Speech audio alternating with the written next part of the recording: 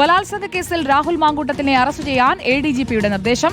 ADGP H വെങ്കിടേഷിന്റെ നേതൃത്വത്തിൽ അന്വേഷണ സംഘം യോഗം ചേർന്നു. സംസ്ഥാന വ്യാപക തെരച്ചിൽ പോലീസ് ആരംഭിച്ചു. രാഹുലിന്റെ സുഹൃത്തുക്കളും ബന്ധുക്കളും നിരീക്ഷണത്തിലാണ്. ബന്ധുക്കളെ അന്വേഷണ സംഘം ചോദ്യം ചെയ്തു. കോയമ്പത്തൂരിലും പരിശോധന. അന്വേഷണ സംഘം പാലക്കാട്ടെത്തിയ ദൃശ്യങ്ങളും റിപ്പോർട്ടും ലഭിച്ചു. വിവരങ്ങളുമായി ഹരിമോഹനും അഷ്കർ അലി കരിമ്പയും നമുക്കൊപ്പം. ആദ്യം ഹരിമോഹനിലേക്ക്. ഹരിമോഹൻ, മുൻകൂർ ജാമ്യ ഹർജി പരിഗണിക്കുന്നത് ബുധനാഴ്ചയാണ്. അതുവരെ ഒരുപക്ഷെ അറസ്റ്റ് ഉണ്ടായേക്കില്ല എന്നുള്ള വിവരങ്ങളൊക്കെ വരുന്നുണ്ടായിരുന്നു. പക്ഷേ ഉടൻ അറസ്റ്റ് ചെയ്യാനുള്ള നിർദ്ദേശം തിരുവനന്തപുരത്ത് നിന്ന് എത്തിക്കഴിഞ്ഞോ അന്വേഷണ സംഘത്തിന്?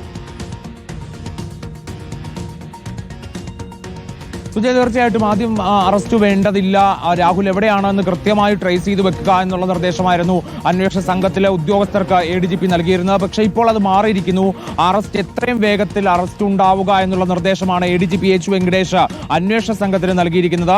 അന്വേഷണ സംഘത്തിന്റെ ഒരു യോഗം ചേർന്നുകൊണ്ട് ആ യോഗത്തിൽ വെച്ചാണ് എഡിജിപി ഇത്തരത്തിലൊരു നിർദ്ദേശം നൽകിയിരിക്കുന്നത്. ഇതിന്റെ ഭാഗമായിട്ടാണ് ഇന്നലെ രാത്രിയോടുകൂടി ഉദ്യോഗസ്ഥർ വിവിധ സംഘങ്ങളായി തിരിഞ്ഞുകൊണ്ട് അന്വേഷണത്തിന് കൂടുതൽ പരിശോധനകൾക്കായി പോയിരിക്കുന്നത്. നേരത്തെ പാലക്കാട് നിന്നുള്ള ദൃശ്യങ്ങൾ പുറത്തു വന്നതുപോലെ തന്നെ മറ്റ് സ്ഥലങ്ങളിലേക്കും, അതായത് പ്രത്യേകം എടുത്തു പറയേണ്ടുന്ന ഒരു കാര്യം, പോലീസിനുള്ള ഒരു പ്രധാന സംശയം കോയമ്പത്തൂരിലാണോ എന്നുള്ളതാണ്. കാരണം കോയമ്പത്തൂരിൽ ഒളിച്ചു കഴിയുന്നതായുള്ള ചില സൂചനകൾ പോലീസിന് ലഭിച്ചിട്ടുണ്ട്. പക്ഷേ ഇത് സ്ഥിരീകരിച്ചിട്ടില്ല. അതുകൊണ്ട് തന്നെ കോയമ്പത്തൂർ കേന്ദ്രീകരിച്ച ഒരു അന്വേഷണ സംഘത്തെ ഇപ്പോൾ അയച്ചിട്ടുണ്ട്.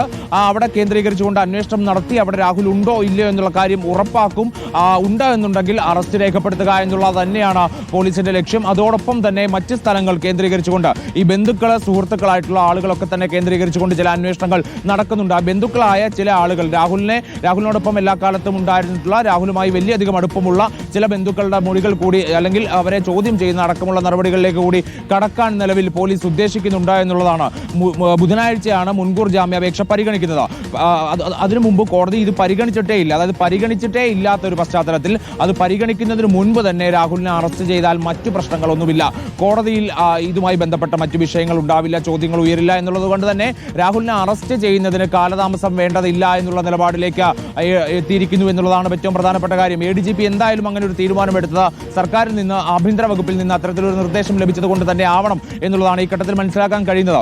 ആദ്യഘട്ടത്തിൽ ഇതൊരു തെരഞ്ഞെടുപ്പ് സമയമാണ്, പ്രത്യേകിച്ച് മുൻകൂർ ജാമ്യാപേക്ഷയൊക്കെ നൽകിയിരിക്കുന്ന സമയമാണ്. അതുകൊണ്ട് അങ്ങനെ ഓടിപ്പിടിച്ച അറസ്റ്റ് വേണ്ട, ധൃതി പിടിച്ച അറസ്റ്റ് വേണ്ട എന്നുള്ള തീരുമാനത്തിലേക്കായിരുന്നു എത്തിയിരുന്നത്. പക്ഷേ ഇപ്പോൾ അത്തരം ഒരു സാഹചര്യം സംസ്ഥാന വ്യാപക പരിശോധന എന്ന് പറയുന്നു. അഷ്കർ അലി കരിമ്പയുണ്ട് പാലക്കാട്ട് നിന്ന്. അഷ്കർ അലി കരിമ്പ, SIT സംഘം ഇന്ന് പുലർച്ചെ പാലക്കാട്ടെത്തി രാഹുലിന്റെ ഫ്ളാറ്റിലടക്കം പരിശോധന നടത്തി.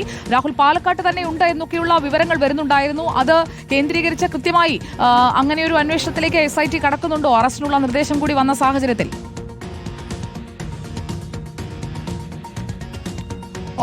പോലീസ് വ്യാപകമായി തന്നെ, പ്രത്യേകിച്ച് പാലക്കാട് നിന്നുള്ള പോലീസ് സംഘം തന്നെ രാഹുലിന് വേണ്ടി വലിയ തോതിൽ തെരച്ചിൽ നടത്തുന്നു. ഇന്നലെ വടക്കഞ്ചേരി, മംഗൾഡാം അടക്കമുള്ള സ്ഥലങ്ങൾ കേന്ദ്രീകരിച്ചും അവിടുത്തെ റിസോർട്ടുകൾ കേന്ദ്രീകരിച്ചും പോലീസ് പരിശോധന നടത്തിയിരുന്നു. അതിന് തൊട്ടു പിന്നാലെയാണ് കൃത്യമായൊരു നിർദ്ദേശത്തിന്റെ അടിസ്ഥാനത്തിൽ തന്നെ തിരുവനന്തപുരത്ത് നിന്നുള്ള പോലീസ് സംഘം ഇപ്പോൾ പാലക്കാട് എത്തിയിരിക്കുന്നത്.